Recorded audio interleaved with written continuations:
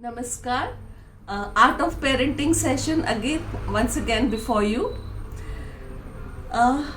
जब बच्चे का रिजल्ट थोड़ा कमजोर हो जाए, मार्क्स पहले से थोड़े कम आए, क्या करना चाहिए हमें? ये है आज का टॉपिक। वैसे तो बच्चे के मार्क्स क्यों कम आए हैं, इसका कारण हम बच्चे में ढूंढें या अपने में ढूंढें। काश आप लोग मेरे सामने बैठे होते तो मैं आपसे हाथ उठा के पूछवाती कि इसका कारण कौन है।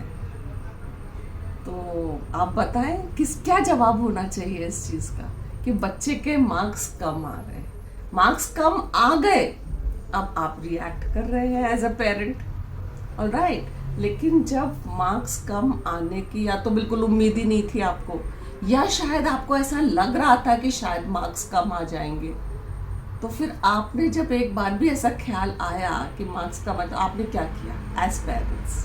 Just ask yourself, alright, because the child is small. Why I am saying, I am talking about a 13-year-old child जो 7th क्लास में है, ठीक है। तो अब हाफ ईयरली एग्जाम हुए हैं, मार्क्स कम आ गए हैं, अब बताएं कैसे रिएक्ट करेंगे, alright. I know as parent मैं भी आपकी जगह होती तो ऐसे ही रिएक्ट करती।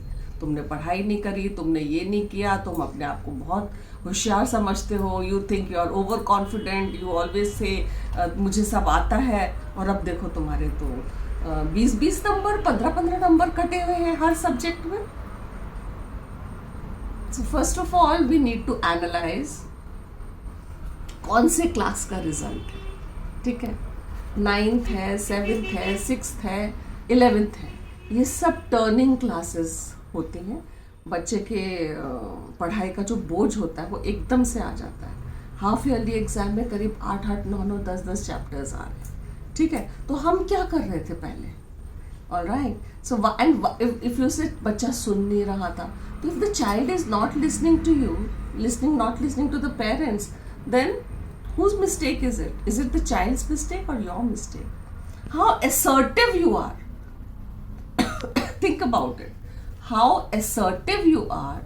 आप उससे फालतू के सेंटेंसेस ज्यादा बोल रहे हैं क्या?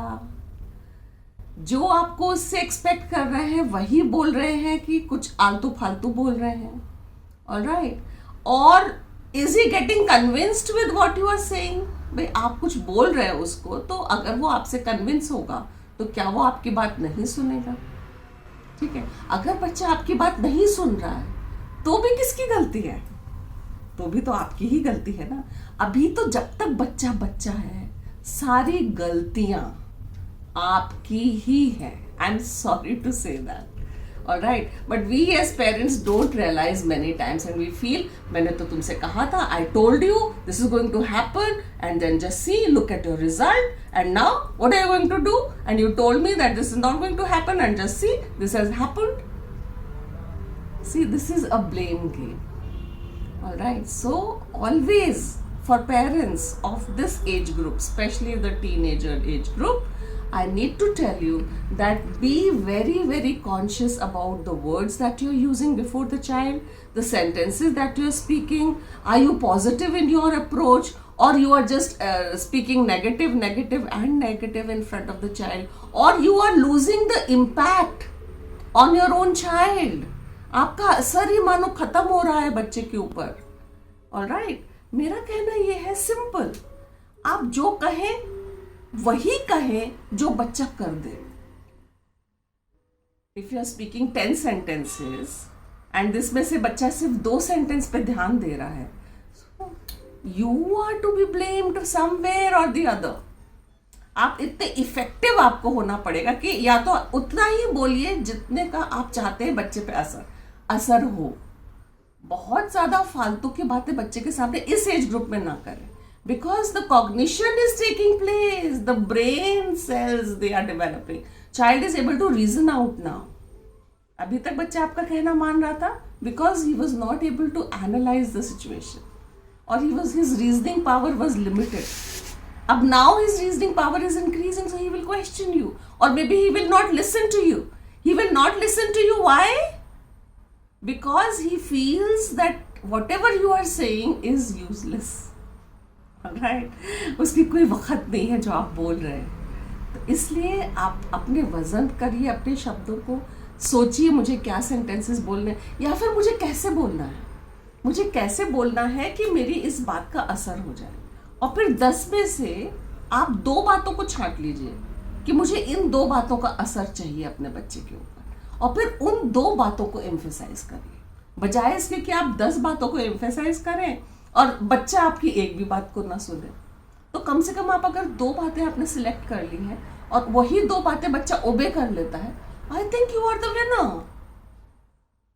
Alright, and somewhere you need to speak to your child that this is not a good result, that of course it's I mean you have to speak that, all right, but how do you have to speak that? Because is he only to be blamed for whatever situation has now come up in his life all of a sudden? Just ask yourself. And then in future, do you want him to obey you? ये सब परिस्थिति को सोच समझकर वे करके फिर आपको अब प्रेजेंट करना है। आज के बच्चे वो बच्चे नहीं है कि आपने कह दिया और बच्चे ने कर लिया। Are you getting my point?